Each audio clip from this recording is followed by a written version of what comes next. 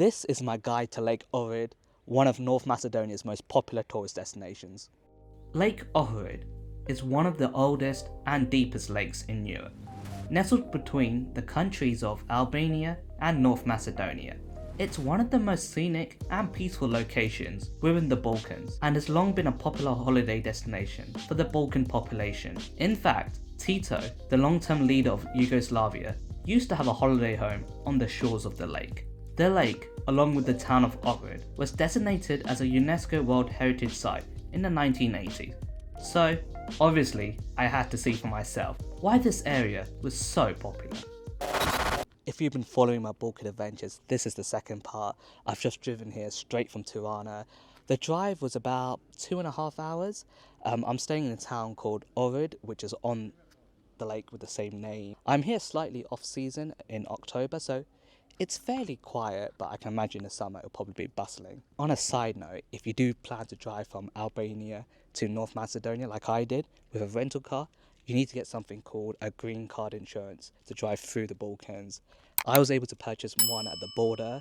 I got it for €15 and it covers me for 2 weeks, which is a lot more than I need. So currently I'm stood in front of this beautiful church, St. Clement's Church.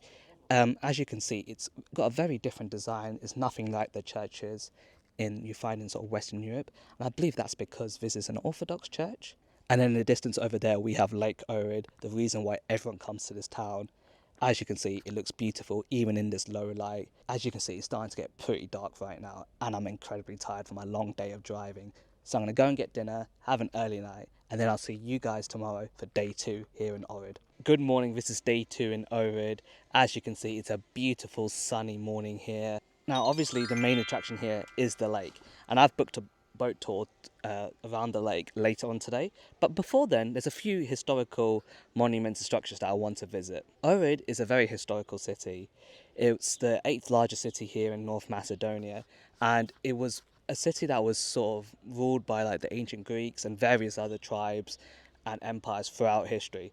As a result, there's lots of historical buildings here throughout the city. So before my boat tour today, I'm going to walk around a bit and explore a few of those buildings. So a short walk away from where I was staying is the ancient Greek theatre of Ohrid. As you can see, it's in pretty good shape considering it's thousands of years old. But yeah, I think this is a good way to show how historical this city is.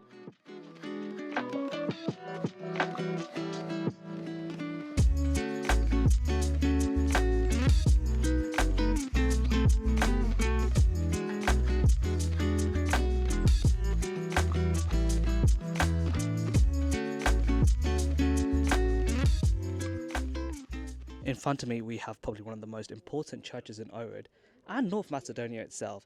This is St. Sophia's Church. It's well over 1,000 years old. It was built during the Byzantium era, which is sort of the legacy of the Roman Empire. And yeah, it just looks absolutely fantastic. So you can see some of the historical text on the top there. I'm going to assume that's ancient Greek, but I have no idea. So I've only been here for about a day so far, but I already prefer it to Tirana. I feel like there's more to do, it's more scenic, it's more beautiful, and it's also a lot more calmer. Now this is what I'm talking about. I finally made it to the edge of Lake Ohrid, and it looks even more beautiful than I thought it would be. This is what travelling is about, finding stunning hidden gems like this. I'm not sure if my camera's doing it justice, but I can assure you, here in person, it's absolutely mesmerising. So I'm currently on the Ohrid boardwalk. Apparently this leads to a beach just around those cliffs. I'm going to go there, chill, and apparently there's a restaurant there as well, so I'm going to grab some lunch there before I start my boat tour.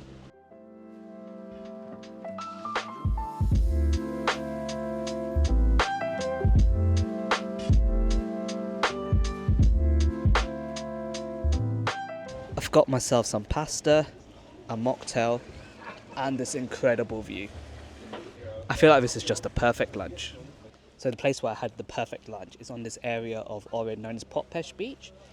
I'll be honest, it's not the greatest beach in the world. It's quite shallow. There's not a lot there's not a lot of space here. But if you do want great views and a great place to have lunch, then Potpesh Beach is the place to come. So a 2-minute walk away from the beach is another one of Ohrid's famous churches, and this is called St. John's Church. It's not as big as St. Sophia or as old, but the views around it are absolutely gorgeous. I mean, just look at it. Absolutely stunning. So a top tip, apparently this view is one of the best views to see sunset here in Ohrid. Unfortunately, I'm driving to Skopje tonight, so I don't have time to wait for the sunset. So you can go inside the church. It's €3 or 150 dinar, which is the local currency here in North Macedonia. As you can see, it's quite small, so I'm not sure if there's a lot to see. But more importantly than that, my boat tour starts in half an hour, so I really need to make sure I get on time for that.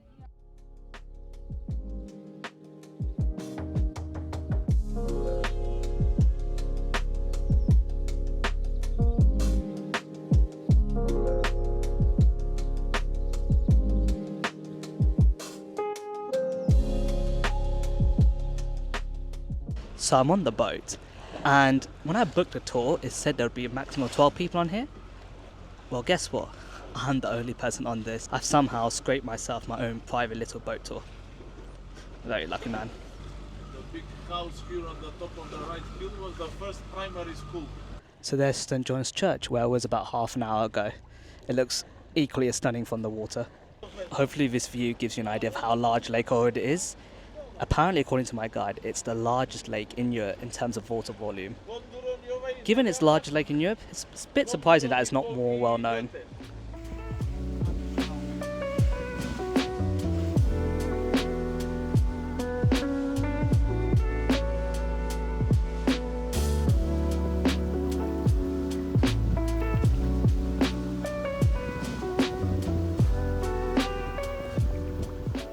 As you can see, the water is absolutely beautiful and the views behind it are also epic. This is probably the perfect way to end my time here in Ohrid. I definitely recommend you guys do a boat tour whilst you're out here. As I've shown hopefully in this video, it's definitely worth the money. So apparently this is the villa of the Prime Minister of North Macedonia. It's not a bad place to live. So we're almost at the end of our tour, and I want to give a big shout out to our guide Nikolai. Hello everybody. I'll leave a link below in the description so that you can book directly with Nikolai, one of the best tour guides in Ohrid. Thank you. We do our best. And in this office is a very easy job. In the surroundings around us. Exactly, it's so beautiful. What a way to end my time here in Ohrid. Just finished the tour. I'm just standing by the harbour. So the harbour is sort of in the new part of Ohrid, the more modern part. But where I was staying is sort of up there in like the hills, which is the old town and the more historic town. And I definitely recommend staying in the old town. It feels much more sort of authentic. The stone cobble streets are really nice to sort of walk around. And yeah, it's just a much more pleasant experience. It's time to bring this video to an end. Hopefully by watching this video you've seen how beautiful Ohrid is. I'll definitely recommend you guys visiting. It's such an underrated part of Europe. Before I researched this trip, I had no idea this city even existed. But it's definitely worth visiting. Like me, I would recommend coming in October. It's a little bit cooler, it's around the mid-20s, and things are a lot quieter and cheaper around this time as well. Anyway, I'm about to drive to Skopje tonight to continue my Balkans adventure, so make sure you subscribe to see that video whenever it comes out.